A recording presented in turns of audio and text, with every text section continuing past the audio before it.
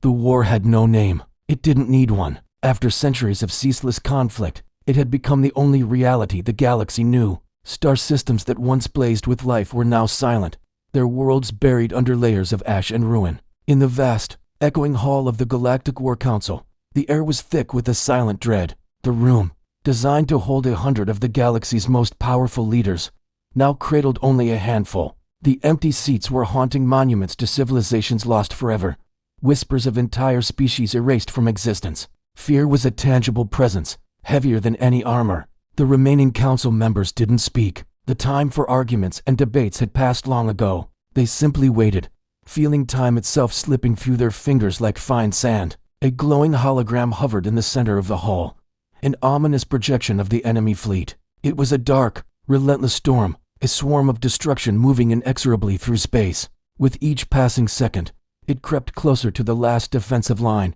the final bastion protecting the core worlds. 5 hours. That was all that remained. Supreme Counselor Velter, his ancient face etched with exhaustion, finally broke the suffocating silence. His voice was a slow, heavy grind. "Our defenses will fail within 5 hours," he stated, the words falling like stones. "After that, the enemy reaches the core worlds." The truth was so stark, so absolute, that no one dared to challenge it. General Cross, a being of sinew and fury, slammed a massive claw onto the council table, the impact echoing like a death knell. "Then we fight to the end," he growled, his voice a low rumble of defiance.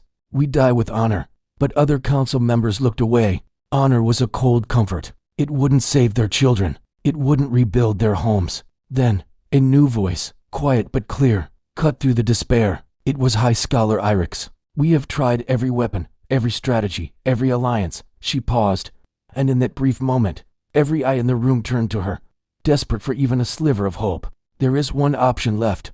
Velter's eyes narrowed, a flicker of understanding in their depths. "You mean them?" His voice was barely a whisper. "Yes," Irix affirmed. "The humans." Uneasy murmurs rippled through the hall. Humans. The newcomers. The strange, unpredictable species from a world that defied all logic. A death world, the archives called it. A planet seemingly designed to kill, with its violent storms, relentless predators, and a ground that shook without warning. Yet, humanity hadn't just survived there. They had thrived. General Cross let out a bitter, disbelieving laugh. "Those fragile creatures? They aren't even full galactic members. What could they possibly do?" "They are not weak," Irix replied, her voice calm and steady amidst the rising tension. "They are different." Velter remembered the FirstContact years ago. "They chose isolation," he recalled. "They wanted nothing to do with us, because they feared our wars," Irix explained patiently. "They saw this conflict for what it was. But now, the war will reach them. They have no choice but to be involved." Silence fell once more, heavy and suffocating. The council weighed the last, desperate gamble. Finally, with a slow, solemn nod, Velter gave the order. "Send the message." A signal, faster than light, faster than thought, shot across the void. It wasn't a demand. It wasn't a threat or a plea. It was just the cold, unvarnished truth. The galaxy is dying. We have 5 hours left. Minutes dragged into an eternity. Hope, which had flickered for a moment, began to fade again. Then, a response. It appeared on the main screen, so short, so simple, it was shocking. "Humans accept." The council froze. Someone whispered. They agreed. Just like that, before the reality of it could even sink in, a second message arrived. "We will arrive soon." General Cross leaned forward, his massive frame tense.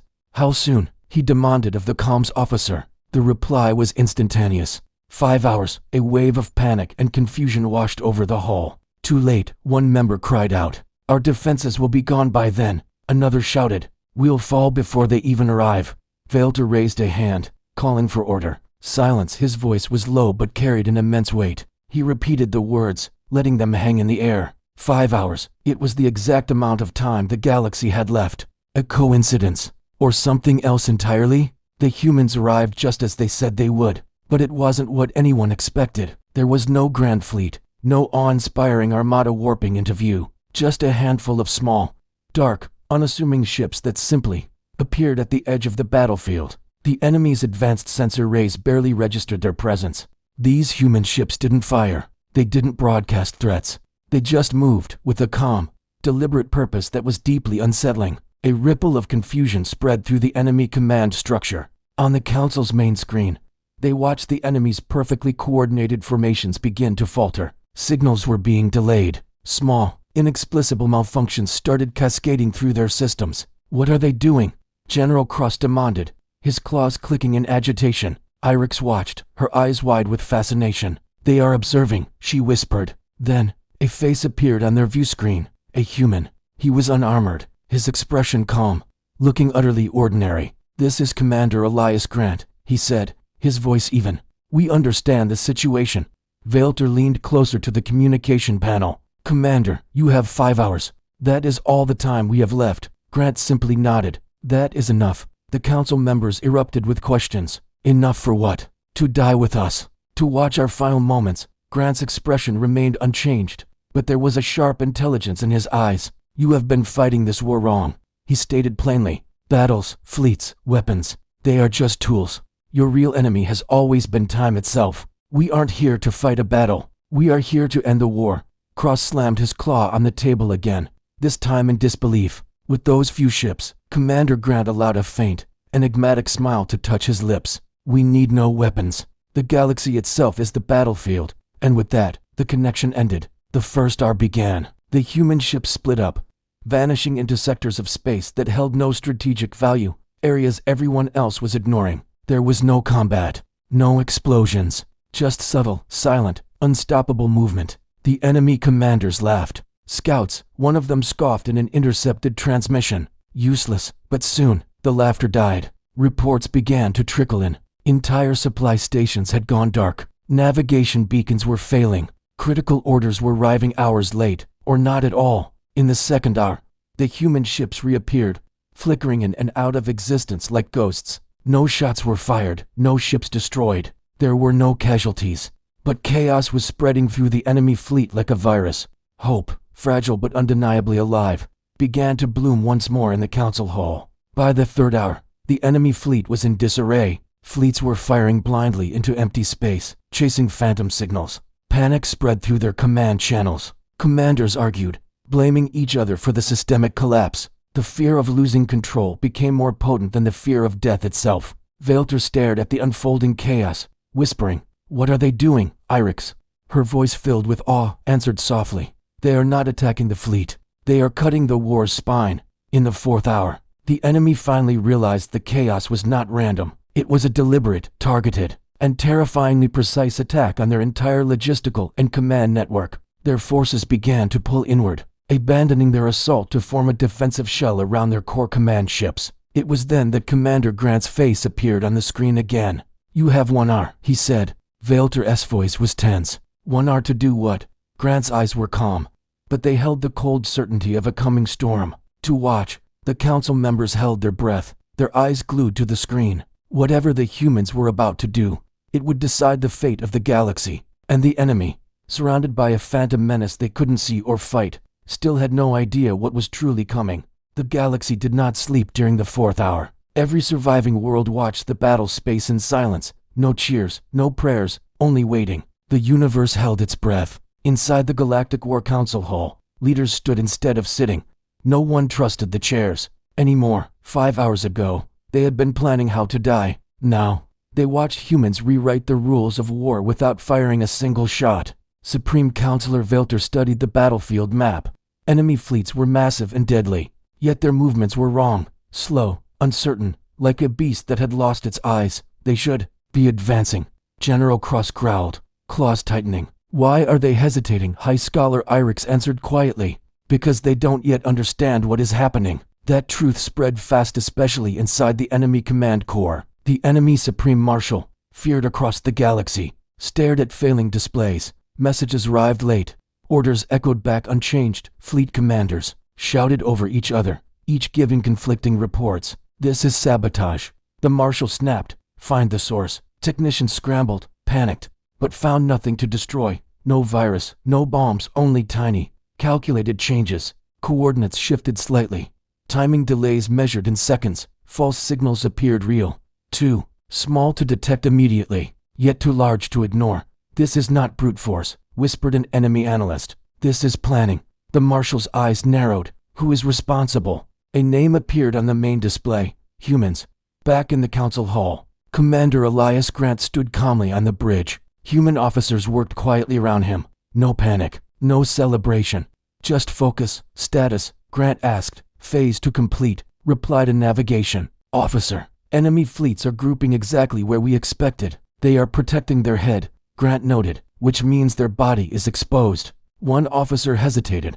Sir, the Council still believes this is about winning the war. Grant looked at the stars. Outside the viewport. It isn't, he said. It's about stopping the next one. Our 4 and a half human ships began a visible, decisive movement. They advanced toward enemy territory. The Council leaned forward. They are attacking now. Cross exclaimed. No, Irix said softly. They are forcing a decision. Enemy fleets surged forward, eager to destroy the humans. Massive weapons powered up, capable of cracking moons. But the humans did not slow. At the last moment, they changed course. Enemy fire missed. Human ships vanished again, leaving empty space and broken targeting data. Panic replaced anger. They are everywhere and nowhere, shouted an enemy commander. Then humans spoke to all of them. A calm signal cut through the chaos. This war ends today, Grant said. Stand down, or lose control forever. The enemy Supreme Marshal laughed. You think confusion wins wars? He demanded. You have no idea what fear is. Grant's reply was even. Humans live with fear every day, he said. That is why we learned how to think inside it. Our fight began. Enemy command ships lost contact with half their fleets. Not destroyed, not damaged, just disconnected. Fleets drifted, waiting for orders that never came. The Marshal slammed his fist. Bring everything back to the core. Protect the command nexus. That order arrived too slowly. Human ships were already there, not attacking, only watching. The Council realized the humans surrounded the enemy command core not to destroy it, but to isolate it. Valter's voice shook. They could have done this sooner. Yes, Irix replied. But they waited. Cross demanded. Why? Irix looked at the human fleet. Because humans believe timing matters more than power. Inside the enemy command core, alarms finally screamed. The Marshal stared at the final report. External command authority gone. Fleet autonomy disabled. Long-range weapons locked by their own systems. The truth hit too late. Humans had not attacked the enemy's strength. They attacked the idea of control. Grant's voice came. One last time. This war was decided the moment you stopped understanding it, he said. The enemy command core powered down. Across the galaxy, ships went silent. The war ended not with fire, but with clarity. In the council hall, no one spoke. Then Valter whispered. It took them 5 hours. Grant's ship turned from the battlefield. Humans did not stay to celebrate. They never planned to. For humans, this was not victory, it was a warning. And the galaxy was finally listening. Silence spread across the galaxy. Not the peaceful kind, the dangerous kind. Ships that had been firing moments ago now floated without movement. Weapon systems powered down by orders that no longer existed. Entire armadas waited, unsure if the war was truly over or if this was another trap. Inside the Galactic War Council Hall, no one celebrated. They stared at the screens, afraid to breathe. Supreme Counselor Valter broke the silence first. Confirm the status, he said. High Scholar Irix spoke with care. Enemy fleets are inactive. Command signals are gone. No hostile movement detected. General Cross growled softly.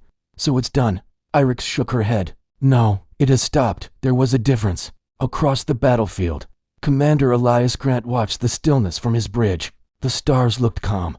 But he knew better. Wars never truly ended the moment weapons went quiet. Maintain positions, Grant ordered. No celebrations. No threats. A young officer hesitated. Sir, what if they restart everything? Grant answered without turning. Then we remind them why. They shouldn't. Elsewhere, inside the enemy command core, fear replaced rage. The Supreme Marshal stood alone in a dark chamber. Screens showed only blank signals. His empire built on force, and obedience had lost its voice. This is impossible, he whispered. His species had ruled, through power for generations. Bigger fleets, stronger weapons, louder commands. Humans had taken none of that away. They had taken control. A technician spoke from the shadows. Marshal, fleets are requesting instructions. The Marshal laughed once, bitter and sharp. What instructions? He said. We no longer have a war. The technician hesitated. Then, what do we have? The Marshal did not answer. Back in the council hall, alarms suddenly sounded not from the battlefield, but from their own systems. General Cross spun around. What now? Irix read the data quickly. It's not an attack. It's a message. A human signal opened on the central display. Commander Grant appeared again. "This war is over," he said. "But the damage remains." Valter leaned forward. "What do you want from us?" Grant's voice stayed calm. "Nothing," he said. "This message is for everyone." The signal expanded, reaching neutral worlds, distant colonies, and former enemy systems. Grant continued. "You built a galaxy that only understood force, so you kept using it. Images appeared: ruined planets, burned cities, empty skies. You thought wars end when someone loses." Grant said, "Humans learned long ago that wars end when systems fail." The message shifted, showing charts, supply lines, command chains. "You allowed everything to depend on control," Grant said. "That made your galaxy fragile." The message ended. No threats, no demands, just truth. The reaction was immediate. Across worlds, leaders began asking questions they had avoided for decades. Why did wars last so long? Why did no one stop them sooner? Not all reactions were calm. Some civilizations were angry. They humiliated us. They interfered. They could have destroyed the enemy, but chose not to. Fear followed anger. If humans could end a war in 5 hours, what else could they do? General Cross voiced what many were thinking. "They scare me," he said. "Not because of weapons, because they choose restraint." Valter nodded slowly. "A species that can win and chooses not to dominate is dangerous in a different way." Irix looked thoughtful. "Or necessary." Hours passed, still no enemy movement. Finally, the enemy Supreme Marshal requested contact. The council hesitated. Grant did not. "Open the channel," he said. The Marshal appeared older, smaller somehow. "You have beaten us," the Marshal said. "Name your price." Grant shook his head. "We don't want territory or tribute." "Then what?" the Marshal demanded. Grant leaned closer to the screen. "You will dismantle your command structure," he said. "Decentralize. No single control point." The Marshal stared. "You want us weaker?" "No," Grant replied. "We want you stable." Silence followed. Finally, the Marshal nodded once. "We agree." The call ended. General Cross exhaled heavily. "They are letting the enemy survive." "Yes," Irix said, "because survival forces change." As human ships began to withdraw, something unexpected happened. Messages flooded in from civilians, traders, soldiers, even former enemies. Simple messages. "Thank you. We are alive. The war is over." Grant watched quietly. An officer asked, "Sir, will they remember this?" Grant answered softly, "They will remember the silence." The human fleet vanished into hyperspace. No victory parade, no monuments, just absence. In the council hall, Valter spoke words later recorded across history. "Today, humans did not join the galaxy as warriors," he said. "They joined as a limit." From that day on, every major power rewrote one rule. If a war grew too large, if control became absolute, if silence fell before destruction, they would ask the same question. What would humans do? And for the first time in generations, the galaxy feared war more than peace. Peace did not feel safe, not after 20 years of war. Across the galaxy, weapons stayed powered on. Fleets remained close to their worlds. No one trusted the silence completely. The Galactic War Council met again, but the hall felt different. Seats were full, yet the air was uneasy. The enemy had agreed to stand down, and human ships were gone. Still, something felt wrong.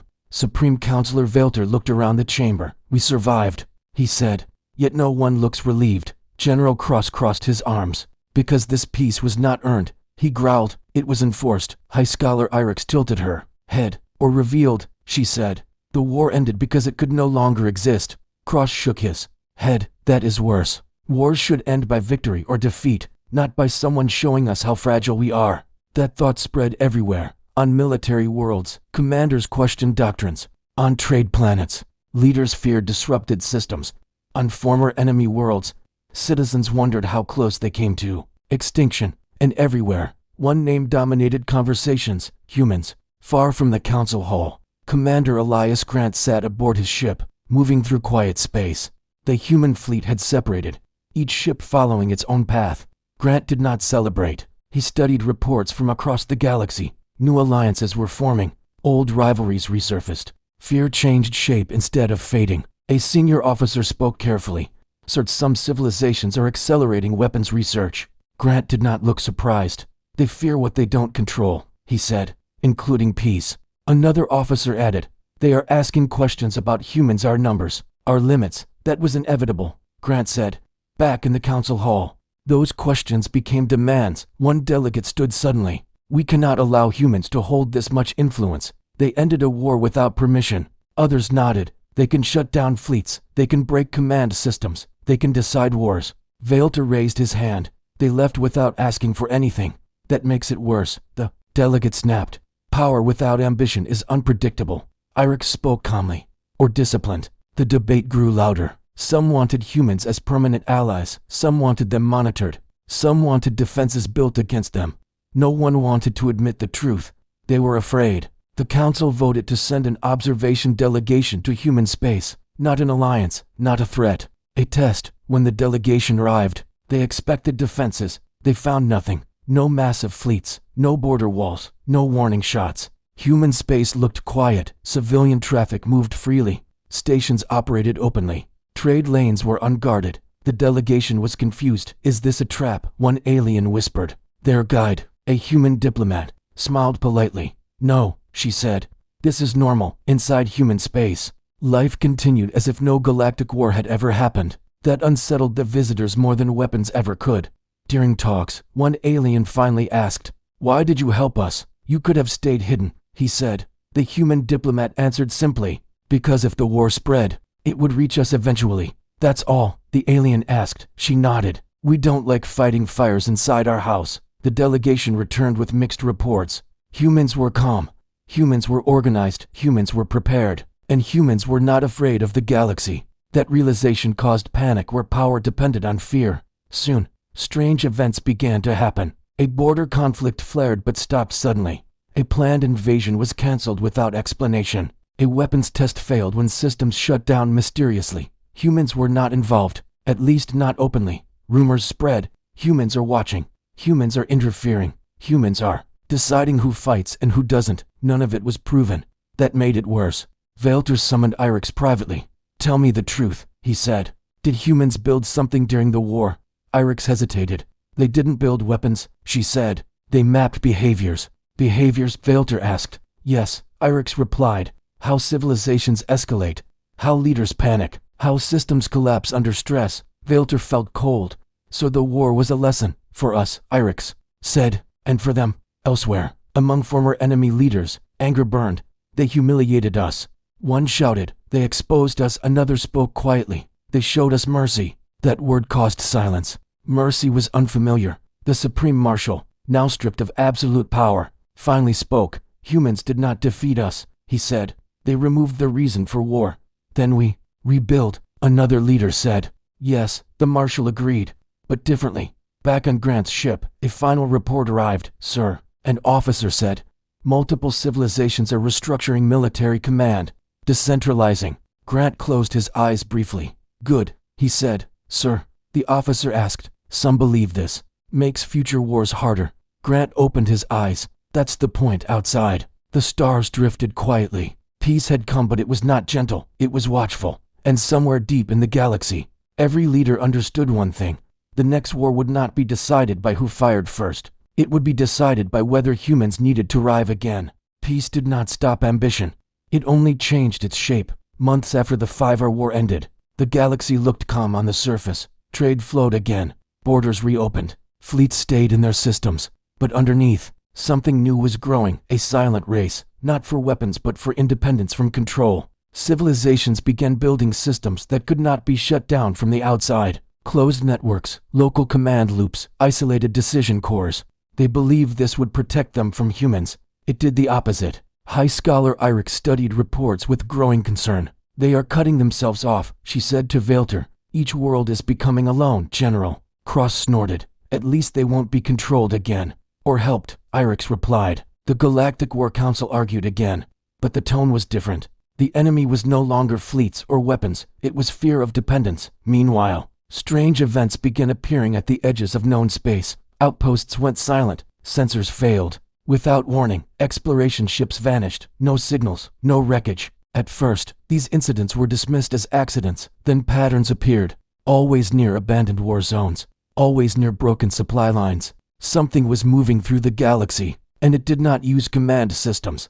Commander Elias Grant received the first confirmed report. While on Earth, he read it twice. Then he stood. "Recall the fleet," he said. An officer looked surprised. Sir, the council hasn't asked for help. Grant's jaw tightened. They won't, not yet. Human ships moved again but quietly. They did not announce their return.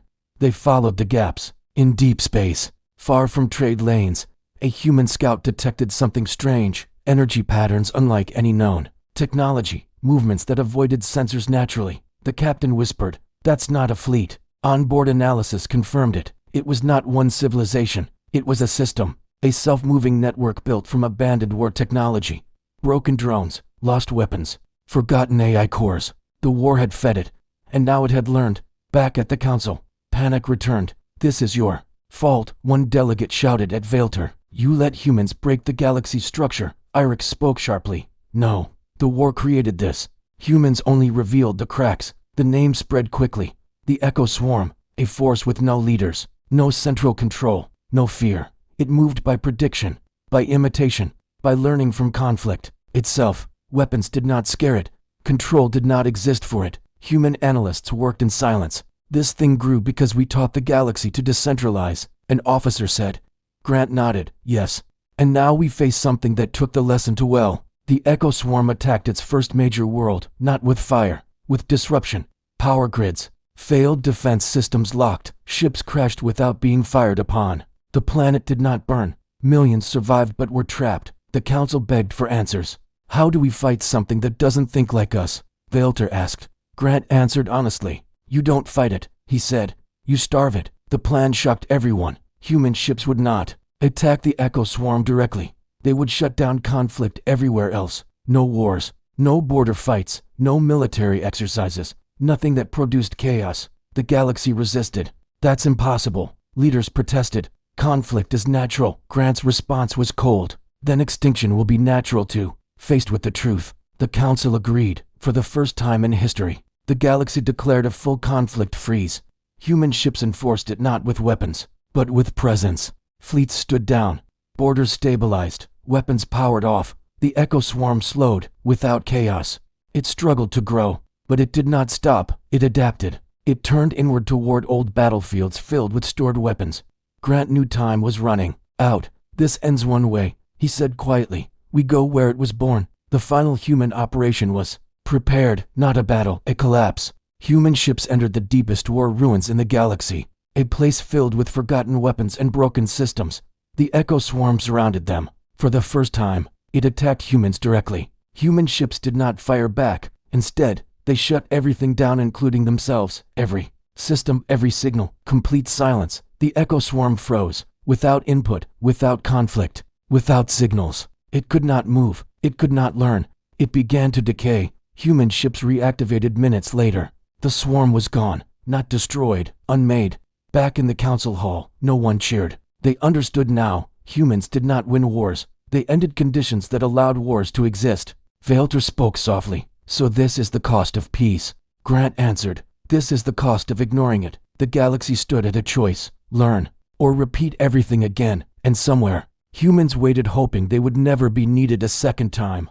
The galaxy did not celebrate the end. There were no victory songs, no parades in the stars. After the Echo Swarm vanished, everyone understood how close they had come to losing everything. It was not to an enemy, but to their own habits. Silence returned again. This time, it felt different. Not empty, not threatening, careful. The Galactic War Council gathered one final time to decide the future. Every seat was filled. Even former enemies sat together, though they rarely looked at each other. Supreme Counselor Velter stood slowly. "We survived two endings," he said. "The war, and what came after." He looked around the hall. Both were caused by the same thing. "No," one interrupted him. "Our belief that power alone keeps us safe." High Scholar Irex stepped forward. "The humans did not defeat our enemies," she said. "They defeated our thinking." That truth settled heavily on the room. General Cross, once the loudest voice for war, spoke next. "I spent my life preparing for battles," he said. "I never prepared for peace." Many nodded. "That was the real problem." A message request arrived from the humans. The council approved it instantly. Commander Elias Grant appeared on the central display for the last time. He looked older now, tired but calm. "You called us," Velter said. "Not for war this time." Grant nodded. "This is goodbye," he said. Some council members reacted in surprise. "You're leaving the galaxy," one asked. "We were never part of it," Grant replied gently. "We stepped in because we had to." Irik spoke carefully. "What if we fail again?" Grant's expression did not change. "Then you will face the consequences," he said. "Like we do." Filter hesitated. "You could stay. Guide us." Grant shook his head. "Guidance turns into dependence," he said. "Dependence turns into weakness." The Council understood. Humans had not saved the galaxy to rule it. They had saved it to leave it alone. Grant continued. "We came from a world that tried to destroy itself many times," he said. "We learned late that survival isn't about winning." He paused. "It's about stopping yourself before it's too late." The signal ended. Human ships began withdrawing from known space slowly, openly, without secrecy. No one stopped them. Across the galaxy, changes began. Military command systems stayed decentralized. Conflict response shifted to mediation first. Resource wars were labeled extinction risks. Not everyone agreed. Some civilizations refused to change. Those worlds faded quietly over time, not by invasion, by isolation. Years passed. Children grew up hearing stories of the 5-hour war, not as a battle, but as a warning. Teachers taught us simple lesson. If humans arrive, something has already gone wrong. In human space, life returned to normal. Commander Grant retired. He walked beneath open skies on Earth, far from ships and stars. A young officer once asked him, "Sir, do you think they learned?" Grant looked at the sky. "Enough of them," he said. "The galaxy did not become peaceful, but it became careful, and that was enough, far beyond known space." Sensors detected nothing unusual. No fleets, no weapons, just stars. The humans remained watchful but distant, not guardians, not rulers, a limit, and for the first time in history, the galaxy understood the most dangerous truth of all. Humans were not the strongest species.